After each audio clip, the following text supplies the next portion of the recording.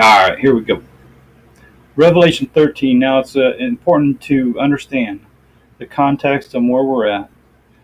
Okay, so we've already covered the seven seals. We've already went to a new vision, and so here John is being shown another vision, and it's important not to confuse the different visions that John is being shown. It's important not to confuse this with the seven seals. It's important not to look at these as a progression of visions or anything like that. This is simply just another vision that's being shown to John so that we can get a mental picture of what was and what is and what's to come. All right. I mean, it's very simple. And I'm going to remind you again that this does not contradict with what Jesus says in Matthew 24, Mark 13, and Luke 21. When Jesus is asked, "What shall be the sign of thy coming and of the end of the world?" Okay, so Jesus knows better. All this is given is all the book of Revelation has given us is mental pictures of what was, what is, and what is to come. All right, so let us get started. And I stood upon the sand of the sea, and saw a beast rise up out of the sea, having 7 heads and 10 horns, and upon his horns 10 crowns, and upon his heads the name of blasphemy. And the beast which I saw was like unto a leopard, and his feet were as the feet of a bear, and his mouth as the mouth of a lion. And the dragon gave him his power and his seat and great authority. So, for whatever reason, I wrote a song about this about 15 years ago, and whenever I read it, that song rings in my head. And boy, I wish I could give that song to some people that were good musicians. It would make a great song. But let's examine this so that we're not confused as we continue. Let's get a clear understanding of what we're reading. Okay, so the beast, first of all, um, and saw a beast rise up out of the sea. Okay, so the beast rising up out of the sea is people, the sea of people. That's what the sea represents. And what does the beast represent? Well, this is important to know and understand. And you'll hear people come up with all kinds of weird ideas for what the beast is. And Daniel makes it very clear what the beast is. All right. So let's get the definition and the understanding from Daniel. And 4 great beasts came up out of the sea, diverse one from another. All right, so 4 beasts coming up out of the sea. All right, so where are we at here? In these great beasts, which are 4 kings which shall arise out of the earth. So the 4 beasts are 4 kings and their kingdoms. Okay, this is important to know and to understand. Okay, what the beast is. It's governments or kingdoms, if you will. So, all right. So, first of all, the first 3 beasts of Daniel are revealed to us, and of course, the first one is the king of Babylon, the Babylon kingdom. The second one was the Medes and the Persians, and the third one was the Greek Empire. And the fourth one is not mentioned in Daniel, but when we read in Luke, the New Testament, and we read about Caesar, and we read in particular in Luke, And it came to pass in those days that went out a decree from Caesar Augustus that all the world should be taxed. This right here is proof that Caesar was the king of the entire world. So this reveals to us that Caesar is the fourth beast. Okay, because he wasn't the king of Greece, he was the king of Rome. He was the Roman emperor. All right, so the fourth king or the fourth beast is the Roman Empire. All right, it's you got to connect the dots and put the pieces of the puzzle together, and then it becomes very clear, very simple, very easy to understand. Makes so much more sense in how it relates to the world today. Very important. All right, so it's very simple in a sense.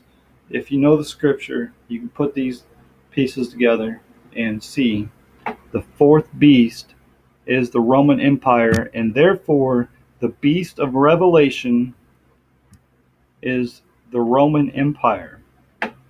Now, how does the Roman Empire apply today? Well, it's explained as we read on. But let me just tell you right now that the Roman Empire fell apart and then rebuilt itself into a spiritual empire, which now is known as the Roman Catholic Church. All right, if you understand that now, it is better so that when we read this, we have a clearer understanding of what we're reading and what it's talking about. Okay, and then the other part of this, for whatever reason, I see people confused about the dragon. The dragon is the serpent, which is Satan and the devil. Okay, this is defined. I better find it for you just in case you're having any doubts, any confusion. Dragon, serpent. Let's go. And this goes back to the Garden of Eden when the serpent beguiled Eve. Okay, and the great dragon was cast out, that old serpent called the devil and Satan. So, dragon, serpent, devil, Satan, it's all the same entity. It's the anti-God, if you will. All right, so let us continue. So, I'm verse 2. Okay, well, first of all, the beast which I saw was like a leopard, and his feet were like a bear, mouth like a lion. And the dragon gave him his power and his seat and great authority. And I saw one of his heads as it were wounded to death, and his deadly wound was healed, and all the world wondered after the beast. This is what I just talked about. The Roman Empire fell and then rebuilt itself into a spiritual empire. So back in the day, there was a physical government that ruled the entire world, and now that physical government has transformed itself into a spiritual government, a spiritual power that rules the entire world. So now, all right, I'm going to get into this. All right, so we've got today we got like the president, it was President Obama, and then you've got the prime minister over in England. You've got that guy, and I don't know then it was president or prime minister in Australia, and so on and so forth. You've got all these heads of state, if you will, all over the world. They rule over their people. They don't rule the entire world. They rule their people, and then the Vatican rules them. Okay, the Vatican is the top of the pyramid, and all the presidents, kings, prime ministers, what have you, all the heads of state, they are all under the Pope in Rome. Every single one of them. Okay, so he reigns over all the kings of the earth, and we'll see that as we continue. All right, and I saw one of the heads as it were wounded to death. That's when the Roman Empire collapsed and his deadly wound was healed. That's when they built the Roman Catholic Church. They tried to pose themselves as the Christian church. That's what they tried to pose themselves as. And all the world wondered after the Roman Catholic Church. And they worshipped the dragon, which is Satan, serpent, the devil, which gave power. So the devil gives power to the Roman Catholic Church. And they worshipped the Roman Catholic Church, saying, who is like the Roman Catholic Church? Who is able to make war with the Pope? And there was given unto him a mouth speaking great things and blasphemies, and power was given unto him to continue 40 and 2 months. And he opened his mouth in blasphemy against God, to blaspheme his name and his tabernacle and them that dwell in heaven. And so the name of the Pope means Holy Father. That alone is blasphemy. All right, and it was given unto him to make war with the saints. And now that's all, there's a lot of history on that the Roman Catholic Church has gone after the true saints and to overcome them. And power was given over all kindreds and tongues and nations. So now the Roman Catholic Church has put people in power and established kingdoms against God and his people, so that the saints aren't ruling these nations, that people that are under the Pope are ruling these nations. Okay, and all that dwell upon the earth shall worship him. So the Pope reigns over all the kingdoms of the earth, whose names are not written in the book of life of the Lamb slain from the foundation of the world. So that excludes, obviously, we that are born of the Spirit of God do not worship the Pope. We don't respect the Pope. But those people who are not born of the Spirit of God, they do respect the Pope, every single one of them. And they actually, because they're so ignorant, they think the Pope represents Christianity. If any man have an ear, let him hear. He that leads into captivity shall go into captivity. He that kills with the sword must be killed with the sword. Here is the patience and the faith of the saints. So let me just draw a parallel here. That the verse that I love. Okay. One of my favorite all-time verses. In your patience possess ye your souls. All right, and here is the patience. Oh, excuse me. Oh, where am I at here? Uh-oh. I'm sorry. I must be getting hungry. Too much coffee this morning. All right, here's the patience and the faith of the saints. And I beheld another beast coming up out of the earth, and he had 2 horns like a lamb, and he spake as a dragon. And he exercised all the power of the first beast before him, and causes the earth and them which dwell therein to worship the first beast, whose deadly wound was healed. So again, the first beast is the Roman Empire, Caesar and the Roman Empire. The second beast is the Roman Catholic Church, whose deadly wound was healed. And he does great wonders, so that he makes fire come down from heaven and on the earth in the sight of men. So I don't know if we were to relate that to today, like in 1991 when the United States and their coalition of armies were sending missiles. That's how I would envision it. Now I would like, if you have a different idea, different thoughts, I would like to hear them. That's how I think of it. Just basically making war and killing people at random is what they're doing. So all these governments of the world, they're the United Nations, the WHO, the European Union, and the League of Nations, and so on and so forth. All these organizations are under the Vatican. The Vatican is over all of them. And,